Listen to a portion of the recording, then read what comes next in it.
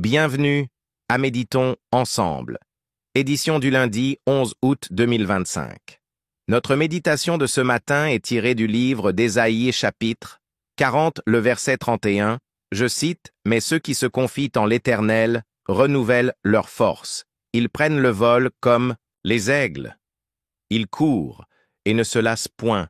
Ils marchent et ne se fatiguent point. » Dans un monde où nous nous sentons souvent dépassés par le rythme effréné de la vie, il est facile de perdre de vue notre cheminement spirituel. Ce verset nous rappelle que ceux qui espèrent en l'Éternel renouvelleront leur force.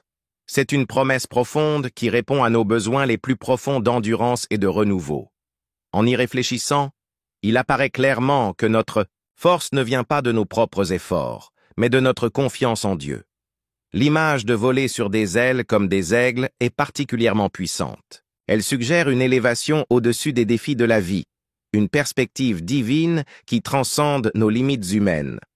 Dans l'Antiquité, les aigles étaient considérés comme des symboles de force et de liberté.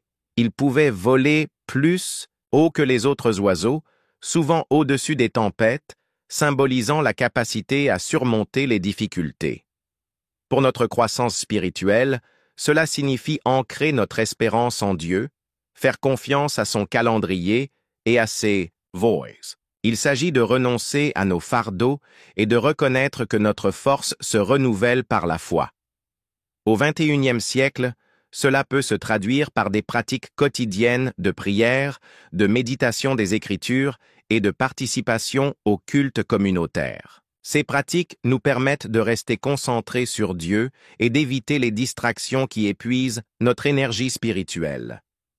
Au cours de cette journée, prenez un moment pour réfléchir à ce sur quoi vous placez votre espoir. Y a-t-il des domaines dans votre vie où vous comptez sur vos propres forces plutôt que de rechercher le renouveau de Dieu? Réfléchissez à la manière dont vous pouvez intégrer des moments de calme et de prière pour renouer avec la puissance nourricière de Dieu. Question de réflexion. Quelles mesures pouvez-vous prendre aujourd'hui pour vous concentrer sur la force et le temps de Dieu plutôt que sur vos propres efforts? Prière du jour. Père céleste, je viens à toi avec un cœur, aspirant au renouveau et à la croissance spirituelle. Guide-moi sur ce chemin transformateur en quête d'une connexion plus profonde avec toi. Aide-moi à surmonter la sécheresse et le combat spirituel, et guide-moi à accueillir ta présence divine dans ma vie. Que je trouve force et courage